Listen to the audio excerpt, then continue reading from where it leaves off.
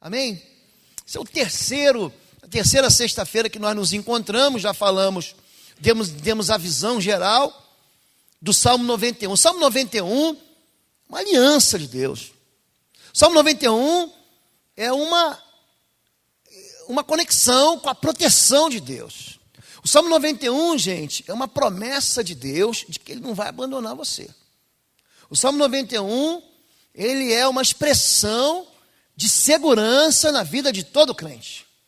O Salmo 91, gente, traz a verdade de quem é Deus. E nós, quando começamos ele começa de uma maneira muito inteligente. Eu vejo assim, o Salmo construído para levar a gente a um lugar de fartura de dias. Levar a gente para debaixo da proteção.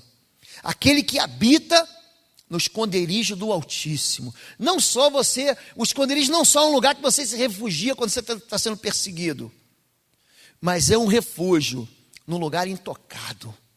É o local do Altíssimo. Esse superlativo, o alto, tem o Altíssimo. Então é aquele local que você não pode tocar. Quando você está no esconderijo no Altíssimo, você está intocado. E é por isso que você descansa. Quando você tem uma tempestade do lado de fora da casa, mas você está numa casa segura, abrigada, ali não há temor. E é por isso que ele vai dizer, direi do Senhor. Ele vai confessar quem é o Deus dele. Ele vai declarar no mundo espiritual em quem ele confia.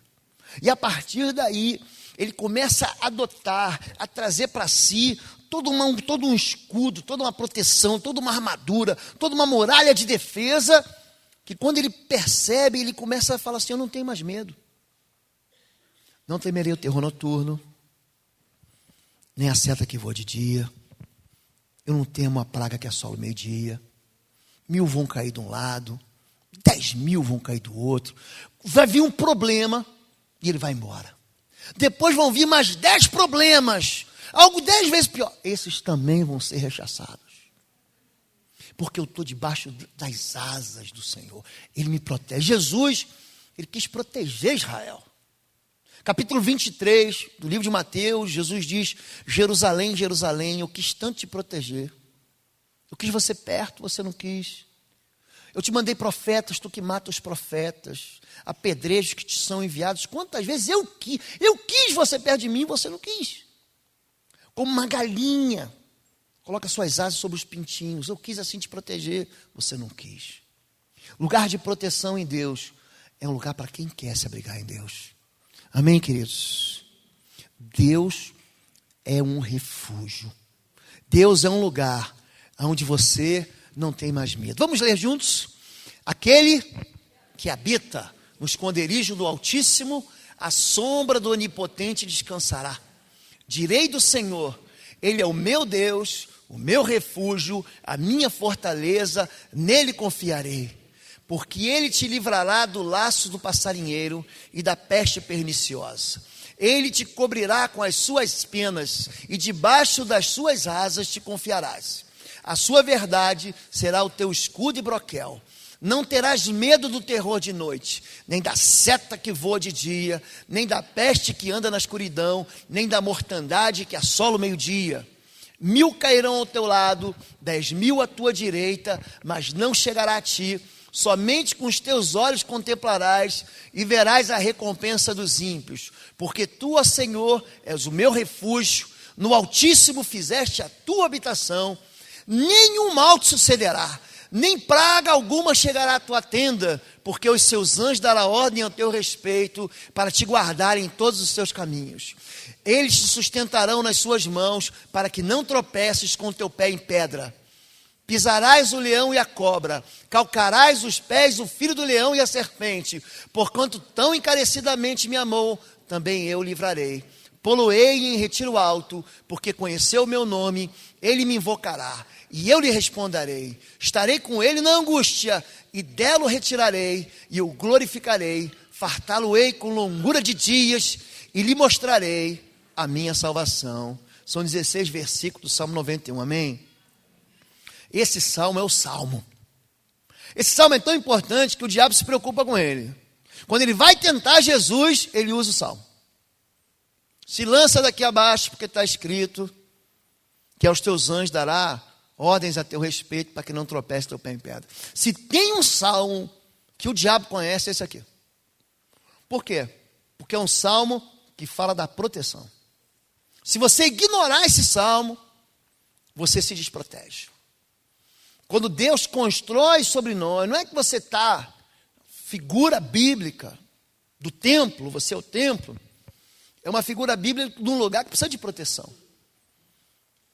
Que pode viver sob ataque do inimigo. Você vê que Neemias reconstrói os muros em volta do templo. Por quê? Porque o templo era saqueado, era roubado, era atingido.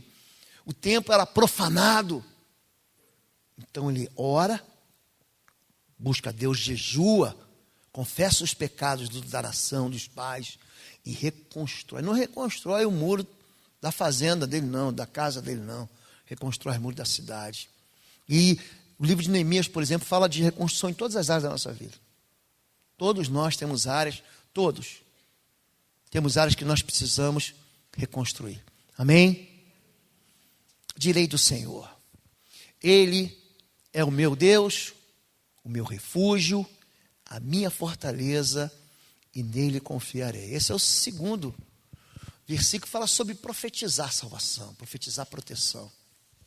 O que você diz de alguém que você conhece? Alguém vai pedir uma opinião para você assim.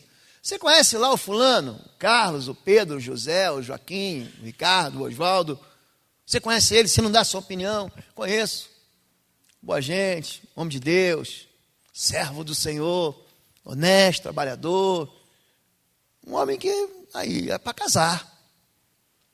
Aí você vai perguntar para outra pessoa conheço, tem intimidade com ele, só fachada. Confia nele não. Não confia nele porque ele se diz crente, não é joio dentro da igreja. Ele está ali só para criar confusão, ele está ali só para falar mal dos outros.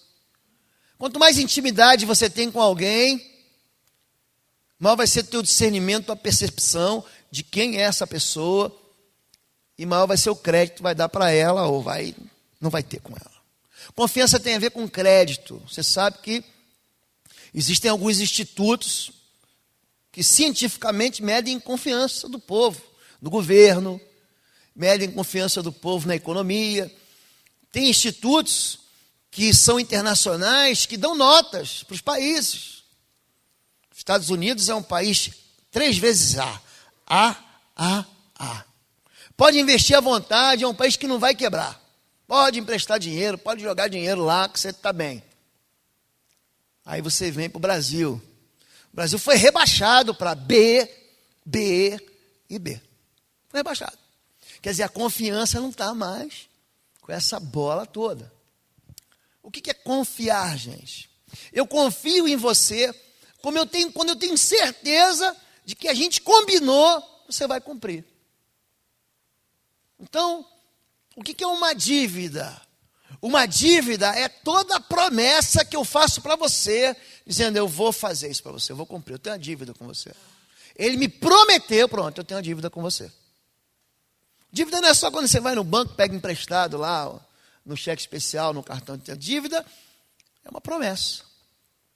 E o que Deus faz com a gente no Salmo 91 é justamente isso. Ele dá uma promessa. Ele diz quem ele é. Há um caráter de Deus por trás disso. Eu ensinei para vocês no ano passado, caráter é estátua. Lembram disso? Caráter, gente, ele não muda. O caráter. E você chega lá no Rio de Janeiro, olha para a estátua do Cristo Redentor e está sempre com o braço aberto. Você não vai chegar lá, ano de Copa, o Cristo Redentor está com a mão nas cadeiras, está com a mão na cabeça, coçando. Por que Deus é rocha? Já reparou isso, que a Bíblia toda hora chama de rocha? Rocha minha. Porque ele não muda. Ele não chega assim, um dia acorda de mau humor e fala assim, mudei meu pensamento, vou acabar com esse povo. Ele faz isso. Não, ele é um Deus que ele permanece na sua promessa. É por isso que o salmista diz, eu direi, o que você diz de Deus? E ele começa a falar assim, como alguém que possui. Ele é meu Deus. Ele trabalha para mim, está do meu lado. Ele não é alguém que está cuidando de todo mundo e se esqueceu de mim, se distraiu e de repente aconteceu alguma coisa comigo. Não, ele é meu Deus. Ele não se esquece de mim. Ele não cochila. O guarda de Israel não cochila. A gente dorme e descansa, né, gente? Deus não. Eu li um livro durante um período muito difícil da minha vida, de um camarada chamado Rommel, chamado Deus Trabalha no Turno da Noite. Então são momentos assim de escuridão na vida da gente que você não enxerga, você não sabe o que vai acontecer no futuro, que você tem medo, você recebe um diagnóstico, você recebe uma notícia, você recebe algo contrário e você fala, e agora? Deus não perde o controle. Eu perco os meus cabelos. Deus não. Deus não está no céu, lá nos corredores. Ah, meu Deus, a minha filha, o meu filho, a família dele foi atingida por um problema, ele ficou desempregado. Deus não perde o controle. Por isso, nele confiarei. Porque Ele é meu Deus, porque Ele é meu refúgio, porque Ele é minha fortaleza, eu vou confiar nele. Então eu tenho certeza, eu boto a minha mão no fogo, é isso que o salmista está dizendo. Deus não vai me abandonar. Jó é um camarada que ele é cercado da proteção de Deus. No verso 9 do capítulo 1, Satanás diz que Deus é que é a razão, e o favor de Deus é que é a razão para Jó servir ele. Porque o texto começa no capítulo 1, verso 1, dizendo que Jó era homem íntegro, reto, temente a Deus, que se desvia do mal. O diabo diz, mas também, né? Olha lá, família que o Senhor deu para ele, olha a riqueza dele. Ele tem tudo. Um sujeito, até eu ia te servir assim. Isso que o diabo está dizendo para Deus. Você está manipulando. Você dá tudo para ele. Tira tudo dele para você ver o que vai acontecer. Aí Deus falou, então tira tudo. Ele perde tudo, gente.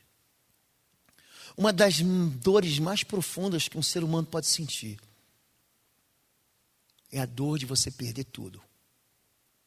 Jó perdeu o seu gado, ele teve roubado os seus camelos, ele perdeu os seus servos, os seus bois, os seus jumentos. Era a riqueza daquele tempo, era o trabalho dele. E ele perdeu os filhos. Perder filho não é mole não, gente. Quando o meu filho teve câncer, todo dia eu e minha mulher víamos caixãozinho branco passar no hospital do câncer. E eu vi o que é uma mãe e um pai perder um filho.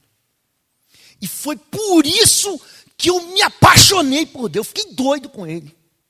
Eu fiquei aleluiado com Deus. Eu falei, Deus, como é que o Senhor foi capaz de dar o teu filho? E você começa a comparar Jesus com um monte de marginal, bandido, traficante, sem vergonha, adúltero, assassino, molestador de criança, e contigo mesmo, lógico. Porque a gente é igual. Como é que o Senhor foi capaz de dar teu filho? Então, perder filho, é por isso que a mulher de Jó, ela fica doida e fala, como é que você guarda a tua integridade? Amaldiçoa esse teu Deus e morre de uma vez. E Jó fala o seguinte para ela, receberei o bem de Deus e não receberei o mal? Deus me deu, Deus me tomou, bendito seja o nome do Senhor. Passar o que Jó passou, amigão, só Jó. Só Jó. A gente passa uma crisezinha, já, pastor, vou desviar. Querido, você já está desviado. Já está. Se Deus não me der um carro, eu desvio, pastor, queridão. Você está longe de Deus, ó, há muito tempo. Porque Jó é um sujeito que achava que conhecia Deus, mas naquele tempo não tinha. Você sabe que o livro de Jó é o primeiro livro escrito da Bíblia, sabia disso? É. Antes de ser escrito Gênesis, já tinha sido escrito Jó. Só para você entender. Ele não tinha Bíblia para ler. Ele conhecia Deus de ouvir? Falar, as pessoas falavam de Deus para ele. É que nem você que é filho de crente, que vem na igreja obrigado pela mãe, pelo pai. Ah, papai é que diz que Deus é assim, que Deus fez assado, que Deus fez um milagre. Até o dia que você passa onde? Na prova. Queridão, você só vai conhecer Jesus na tempestade. Você só sabe qual é a identidade de Deus, o caráter de Deus, quando você está no deserto. Quando você está no vale da sombra da morte, você fala, opa. Aí você conhece Deus de verdade. Aí você conhece o caráter de Deus. É por isso que a Bíblia revela o caráter de Deus pelo nome de Deus. Então, Deus vai revelando e vai se revelando. Elohim quer dizer forte. Eu gosto muito desse nome, que também é muito parecido com El Gibor ou El Gibar, que é Deus valente, Deus poderoso. É um caráter de Deus. Deus não é fraquinho. É por isso que Deus não gosta de ser o quê? Comparado à imagem de escultura. Hoje eu recebi uma notícia que uma imagem caiu grande, foram fazer uma imagem na Itália, caiu, matou um garoto tão grande que era o bicho. Uma imagem que não consegue nem sequer se sustentar. Nosso Deus não, querido. Ele sustenta o universo pela palavra da sua boca. Nosso Deus é um Deus forte, poderoso. Não há fraqueza em Deus. Você tem problema, Pedro? Pedrão, ele é confrontado pelos cobradores de impostos. Teu mestre não paga imposto, Pedro. Aí ele fala, paga, mas duro. Não tem dinheiro para pagar imposto. Aí ele entra em casa, Jesus faz aquela pergunta, que te parece, Pedro? O que te parece? É lícito cobrar dos donos da terra? Mas vamos pagar. Vai lá, pega a tua vara, pesca um peixe, e dentro da boca do peixe vai ter um estáter, uma moeda. Paga o meu imposto e o teu também. Aí Pedrão vai lá, quando ele puxa o peixe, tinha uma moeda na garganta do peixe. Você já imaginou isso? Que se Deus tem controle sobre uma quantidade de peixe, e sabe que tem um que vai morder aquela isca, e dentro daquele, Deus não podia ter feito, toma aqui o dinheiro. Mas Deus, ele prova a fé da gente. Querido, o milagre é provocado. Outro dia eu preguei sobre esse texto, há muitos anos atrás, o irmão falou assim, pastor, estou precisando pescar um peixe desse. Mas tem que ser uma baleia com a boca cheia de moeda. Querido, Deus vai até onde você vai. E aí, esses nomes, é o Shaddai, é o Todo-Poderoso, é o Elion, Deus Altíssimo, ele está num lugar que você não pode tocar. Você está com Deus, ninguém pode tocar. Adonai, Senhor soberano, Jeová Jirê, o Senhor proverá. Abraão, capítulo 8 de João, Jesus diz a Abraão, exultou em ver os meus dias. Quando Abraão vê aquele cordeiro, ele viu Jesus. Foi isso que ele viu, ele creu. Jeová Nissi, o Senhor é minha bandeira. Quantos aqui gostam de filme? Levanta a mão. Alguns gostam, eu gosto muito de filme. Tem um filme que eu gosto, chamou Patriota, com Mel Gibson, velho, mas velho que anda para frente, mas velho. E Mel Gibson é um patriota, é o camarada que luta ali na guerra de liberdade entre o americano que está ali e o inglês.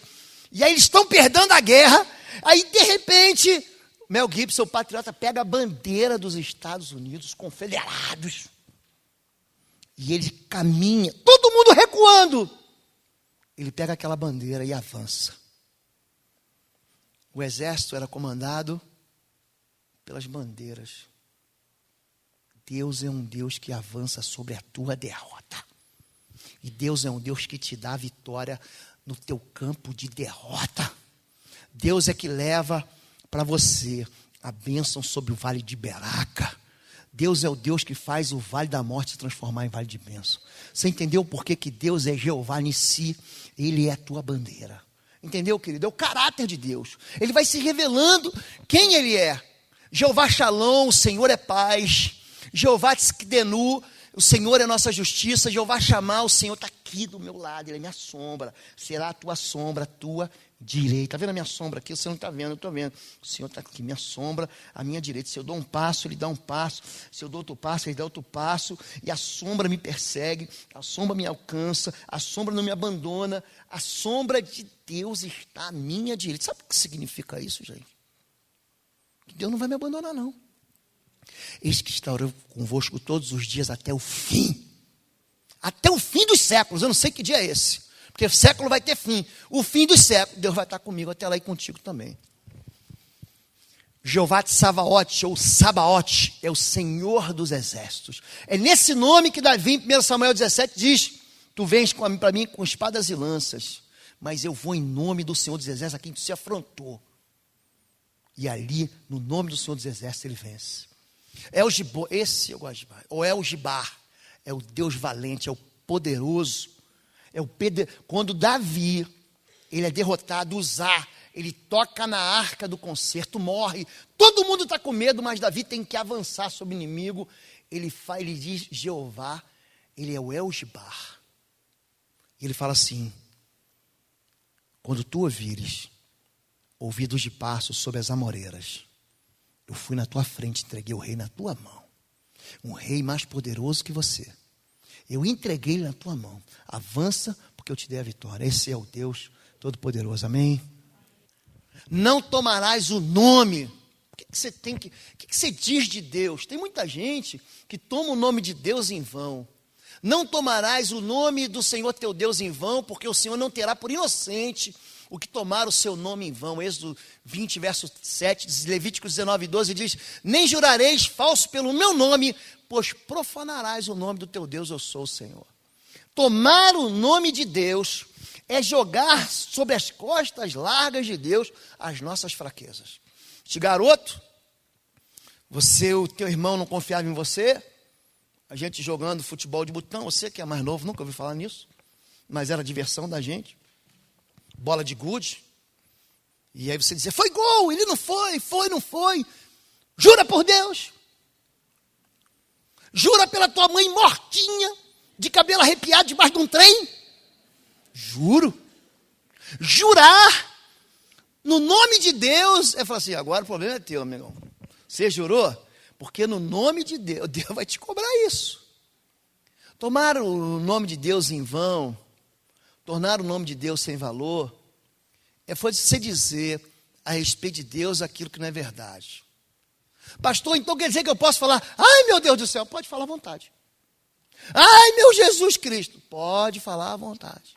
Isso não é tomar o nome de Deus, aliás a Bíblia diz ao contrário, aquele que invocar o nome do Senhor, será o quê? Será salvo, pode falar à vontade. Tomar o nome de Deus em vão, eu gosto de dois exemplos muito claros, que esclarecem muito bem. Eu peço dinheiro emprestado para o irmão me empresta 100, ele empresta. Eu digo para ele o quê? Deus lhe pague. O que Deus tem a ver com isso? Fui eu que pedia, não, quer dizer, eu sou frágil, eu sou fraco. Não, foi você que não teve fé em Deus. Como assim? Irmão, me empresta 50, empresto. Se Deus quiser, quinta-feira que vem eu te pago. Mas como se Deus quiser? Você sabe o que é tomar o nome de Deus em vão? É dizer que a sua fraqueza foi ocasionada por causa de Deus. Adão e Eva fizeram isso. Adão fez isso. Por que você me desobedeceu? Foi culpa sua, foi a mulher que tu me deste. Isso é tomar o nome de Deus em vão. Não, como? Foi responsabilidade sua. Foi você que fez, não bota Deus nessa história. Vocês entenderam isso? O nome de Deus é um nome sobre todo o nome. O nome de Deus carrega o caráter de Deus. E é por isso que o salmista diz, ele é o meu Deus, eu vou dizer isso dele. Na angústia eu vou clamar no nome dele. E ele vai me responder. Invoca-me no dia da angústia e eu te livrarei. E tu me glorificarás. Salmo 50, 15. Alguns confiam em carros e outros em cavalos, mas nós confiamos no nome do Senhor nosso Deus. Salmo 27 está fazendo referência à guerra mesmo. Então, naquele tempo, gente, que não tinha... você sabe que não se deve usar o nome tanque de guerra, né? Não existe isso. Tanque é de lavar a louça, de lavar roupa, tanque, tá bom? É um carro de combate. Naquele tempo que não tinha carro de combate, não tinha avião, não tinha míssil. O que tinha de mais poderoso no exército? Era o cavalo, era a cavalaria e os carros da cavalaria, que eram puxados pela cavalaria. Então o salmista está dizendo assim, muitos confiam no exército, no poder do braço, no poder da carne, na valentia humana. Mas nós confiamos no nome do nosso Deus. Nós faremos menção do nome poderoso do Senhor. Esse é o nosso Deus. Olha só o que acontece quando o rei Asa faz uma bobagem. Porquanto confiaste no rei da Síria e não confiaste no Senhor, o teu Deus, o exército do rei da Síria escapou das tuas mãos. Acaso não foram os etíopes e os líbios, grande exército, com muitíssimos carros e cavaleiros? Ele se viu apertado. Havia um exército de 1.300.000 homens contra ele. Porém, tendo tu confiado no Senhor, olha como é que a confiança no Senhor é interessante. Ele nos entregou nas tuas mãos, porque quanto ao Senhor, seus olhos passam por toda a terra para mostrar-se forte para com aqueles cujo coração é totalmente dele. Nisto procedeste loucamente. Por isso, desde agora haverá guerras contra ti. Segundo Crônicas 16, 7 a 9, conta o final triste desse homem que começou muito bem. Gente que começa confiando no Senhor e daqui a pouco fala assim, não, eu vou confiar mesmo é no príncipe. Vou confiar mesmo é no rei. Vou confiar mesmo é na autoridade. Querido, se você se apaixonar por Deus, se você fizer uma aliança com o Senhor, você pode ser jogado, pode, querido, você pode ser jogado na cova dos leões. Você pode cair dentro de um buraco pegando fogo. Você pode ser jogado dentro da labareda de fogo com Sadraque, Mesaque e Abdinego. Se você colocar a tua confiança no Senhor. Porque Deus é Deus de sim e Deus de não. Olha, saiba tu, rei, que Deus pode me livrar da fornalha. Mas ainda que Ele não me livre, eu posso me dar mal. Mas nele eu vou confiar. Nele eu vou confiar. Jó, ele termina a história dele falando algo interessante. No meio da história dele, ele fala o seguinte: ainda que Deus me mate. Ele está cansado de ouvir a acusação dos outros. Você já ouviu a acusação dos outros? Você está sofrendo, é por isso, é por causa do teu pecado, porque você não lê a Bíblia. Já ouviu isso? Quantos já ouviram? Só eu que ouvi isso. Só eu, né? Querido, a Bíblia diz que Deus é um Deus que não muda. Aquele que vem a mim, de forma alguma lançarei fora. Você pode passar a prova que for, que Deus está contigo. E se Deus não me livrar, eu também não vou negar Ele, eu vou confiar nele até o fim. Você entende isso? Ainda que Ele me mate. Nele confiarei. O caráter de Deus é impossível que Ele minta. Olha só, para que por duas coisas imutáveis, nas quais é impossível, diga assim, impossível que Deus minta. Temos a firme consolação, nós, os que pomos nosso refúgio em reter a esperança proposta. Hebreus 6,18. Em esperança da vida eterna, a qual Deus, que não pode mentir, prometeu antes dos tempos dos séculos. Tito 1,2. Querido, sabe qual é a chance de você, que faz uma aliança com Jesus Cristo, permanecer nele, ser esquecido por Deus? Sabe qual é a chance? Nenhuma. Porque você recebeu o selo da promessa, Efésios capítulo 1, verso 14, você recebeu o Espírito de Deus, o selo da promessa quando creste, é a marca. Essa marca não está no pastor só, está em qualquer um que crê. Quando você faz uma aliança com Jesus, querido, você recebe uma marca de Deus, você é dele, você é do Senhor. Você consegue entender isso e dar um amém aleluiado? Você é dele. Então, Ele não pode mentir. O nosso Deus é um Deus que pode muitas coisas. Ele pode restaurar o teu casamento, Ele pode acabar com a tua solidão, Ele pode curar a tua enfermidade, Ele pode trazer de volta a sua família, Ele pode tudo, mas Ele não pode mentir. Ele falou, querido, já era. Deus não é homem para que minta, nem filho do homem para que se arrependa. Porventura, tendo Ele prometido, não fará. Ou tendo Ele falado, não cumprirá. Números 23, 19. Olha, quando Caleb, ele chega na terra prometida, e ele toma aquela terra, ele está na beira de tomar Sião. Todo mundo foram espertinho. Cada um escolhe sua terra. Aí a tribo de Manassés falou, não quero entrar na promessa, não, aqui mesmo está bom. É aquele povo que não quer se aprofundar com Deus. Aí cada um foi pegando uma terrinha boa, aí tinha uma terra que era a melhor terra, mas era difícil demais. É a terra dos Jebuseus.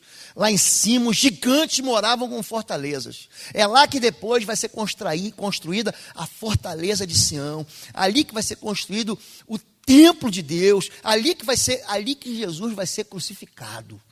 Ali é o local da bênção de Deus. Aí Caleb é o último a escolher. Eu gosto desse cara. Eu vou dar um abraço nele no céu. Cadê Caleb? Vem cá, aleluiado. Esse camarada me deixa cheio de fé. Quando todo mundo está recuando, sabe o que ele fala? Não, gente, eia, calma. Está todo mundo com medo gigante. Eia, subamos. O Senhor é conosco. Ausentou-se deles a sua força. Nós vamos devorá-lo como pão. O inimigo, o gigante, é alimento. Pensa um sujeito que me deixa feliz, esse tal de Caleb. E ele vai e fala o seguinte, Nenhuma das promessas de Deus deixou de se cumprir. Eu estou com 85 anos e nada de que Deus falou deixou de se cumprir. Querido, todas as promessas de Deus se cumpriram até hoje.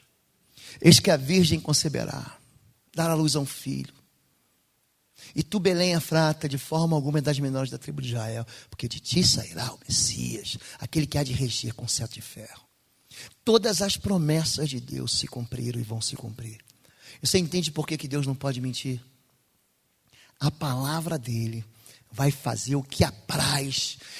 Eis-me, e disse-me o Senhor, viste bem, porque eu velo sobre a minha palavra para cumprir Jeremias 1,12. Não é aquele cara que fala assim, eu te prometi, mas me esqueci. Você está pensando que Deus se esquece?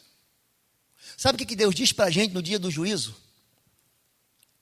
Ele vai separar a ovelha para um lado, para a direita ovelha, para a esquerda bode. E não serão confundidos. Imagina um sujeito aqui, esqueceu de mim, Deus. Não esqueceu não. Deus não vai esquecer. Não vai. É joio e trigo. No dia do juízo, Deus não vai esquecer. Vocês entendem até aqui? Porque que você pode confiar nele?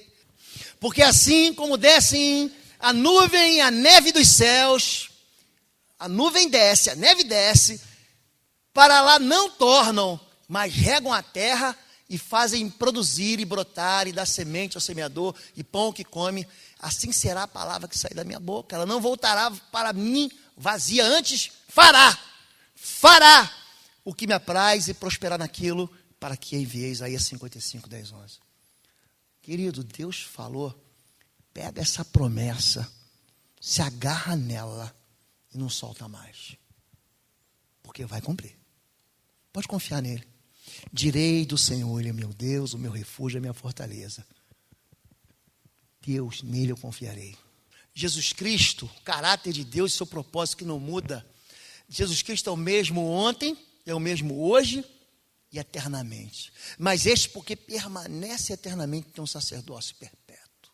Essas mensagens, esses dois versículos em Hebreus 7, 24 e Hebreus 13, 8, dizem que Deus, ele não muda, ele não acorda de mau humor, fala assim, mudei de ideia. Eu gostava de branco ontem, hoje eu gosto de preto. Não é assim. Ontem eu gostava de bife. Não, hoje eu gosto de salada. Não é assim. Deus, ele não muda. Ele não te ama hoje, porque tem dia, vamos fazer aqui um confessionário aqui. Tem dia que a gente acorda, não parece que o arrebatamento foi e tu ficou?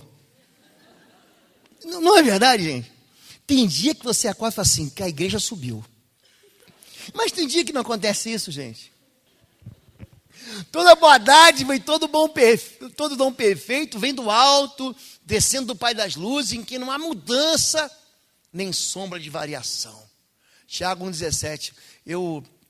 Quando eu vou comer um prato daqueles, e eu vou orar, eu digo para Deus, toda boa dádiva vem do céu, isso vem do céu.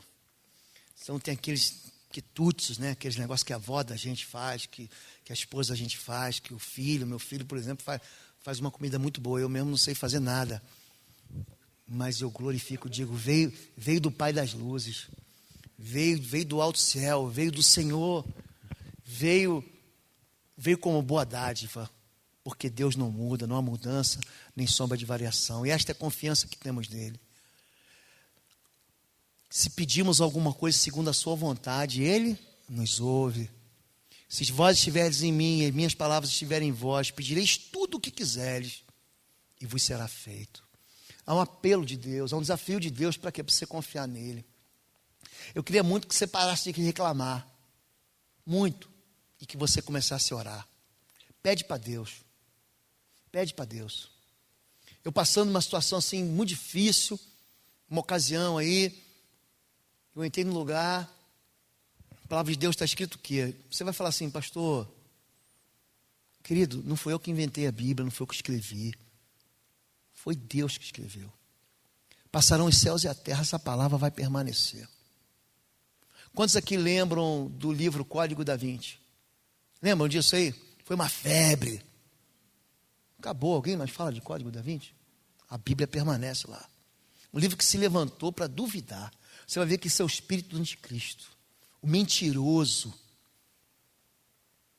A palavra de Deus não vai rocha, não muda, nem um tio, nem uma vírgula vai cair sem que se cumpra. Vai passar céu, vai passar terra. A gente vai morrer e a palavra de Deus vai permanecer para sempre. Então pode confiar, você pode orar. Agora, o que é confiar em Deus para orar? O que é? Pedir em nome de Jesus é pedir segundo a vontade de Deus. Você pode pedir, Senhor Deus, mata esse sujeito. Pode, gente? Pode ou não pode? Pode, gente. Jesus diz que a vontade do Pai é que ninguém morra, mas que todo mundo se converta e viva. Então, meu irmão, ore para aquele inimigo se converter. Começa a lançar fogo de Deus contra ele. Pedir em nome de Jesus é pedir o que Jesus pediria. Salmo 2 fala de Jesus. Sabe o que Deus fala para Jesus?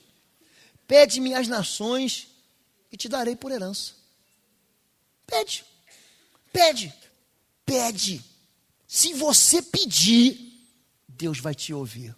Mas o que acontece? Você fica dependendo só do pastor para orar. Entra no lugar de fé, meu irmão. Entra no lugar de fé. Pedir, dar-se-vos-á, buscar, encontrarei, bater, abrir. Se você... Pastor, é impossível ouvir uma dessas esses dias aí. Mas pastor, eu não tenho... De onde que vai vir o dinheiro? Liga comigo aqui na terra.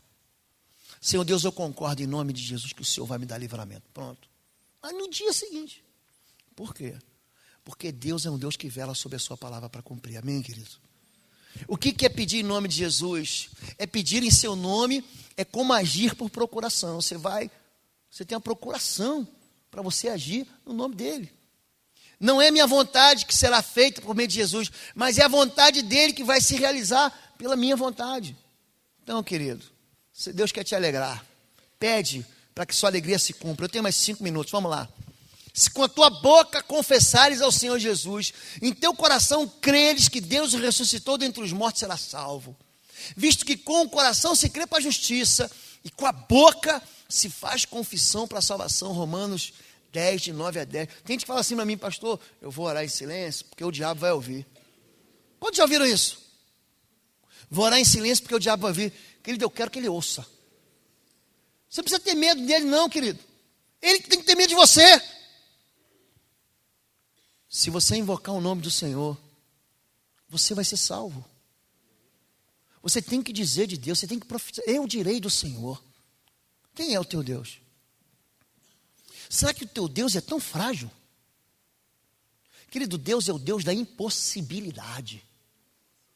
Querido, Deus, o que é mais fácil para Deus? Engravidar aquela mocinha de 90 anos. Você lembra da história de Sara? Você lembra da história de Sara? Gente, a moça de 90 anos, o rapaz de 99. 99 anos vai morrer, pastor. Não está na UTI entubado por quê? Não é assim? Eu não é. Mas ele não atentou contra o seu corpo amortecido. É isso que diz Romanos. Sabe o que é amortecido? Morto. E o ventre dela estava o que? Amortecido, não dá mais nada. Meu filho, já passou o tempo. Já entrou na menopausa, eu sei lá qual o nome que dá para isso. Mas não funciona mais. Abraão creu contra a esperança. Por isso que ele é o pai da fé. Querido, não me interessa a circunstância. Eu vou confiar no Senhor. Eu direi do Senhor. Ele é meu Deus. Ele é o meu refúgio, a minha fortaleza. Eu vou confiar nele. Ainda que ele me mate, nele confiarei. Deus é poderoso para me livrar da fornalha. É poderoso. Mas ainda que ele não me livre, eu não vou me dobrar diante de outro Deus que não seja o Senhor. Dá um amém aí, aleluia. Amém, amém. Qualquer que me confessar diante dos homens, eu confessarei diante do meu Pai que está nos céus. Qualquer que me negar diante dos homens, eu negarei também diante do meu Pai que está nos céus. Tem muita gente que tem vergonha de anunciar sua fé, de dizer do Senhor. Querido, não tenha medo. Se você confessar o Senhor, Ele vai confessar teu nome. Se você confessar o nome de Deus, Ele vai confessar. Diga, eu direi do Senhor. Se você aprender a se mover em fé, pelo caráter de Deus, pelos nomes de Deus que são revelados. Gente, não adianta nada falar em nome de Jesus se você não conhece Jesus. O que vencer será vestido de vestes brancas, de maneira nenhuma eu riscarei o seu nome do livro da vida, eu confessarei o seu nome diante de meu Pai, diante dos anjos. Portanto, oferecemos sempre por ele a Deus sacrifício de louvor. Isso é o fruto dos lábios que confessam o seu nome. A Bíblia, gente, Deus está insistindo ou não está? Para a gente confessar o nome dele. Está ou não está? Está insistindo. Para que ao nome de Jesus se dobre todo o joelho dos que estão nos céus, na terra, debaixo da terra, e toda língua confesse que Jesus Cristo é o Senhor, para a glória de Deus Pai. Filipenses 2, de 10 a 11. Agora, gente, e negar Jesus? E dizer que Deus não é aquilo que Ele é? E duvidar de Deus? Quem é o mentiroso, senão aquele que nega que Jesus é o Cristo? É o anticristo, esse mesmo que nega o Pai e o Filho.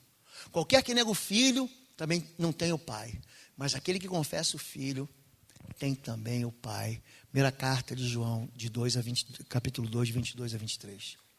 O espírito de anticristo, ele quer que você duvide. Ele não quer você na habitação do Altíssimo. Ele não quer você protegido. Ele não quer que você se mantenha em fé. Ele quer que você duvide. Alguns dos exorcistas judeus ambulantes tentavam invocar o nome do Senhor Jesus sobre os que tinham espíritos malignos.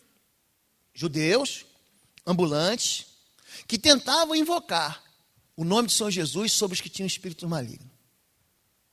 Dizendo: conjuro-vos por Jesus a quem Paulo prega. Os que faziam isto eram os 7 filhos de Seva, judeu, principal dos sacerdotes.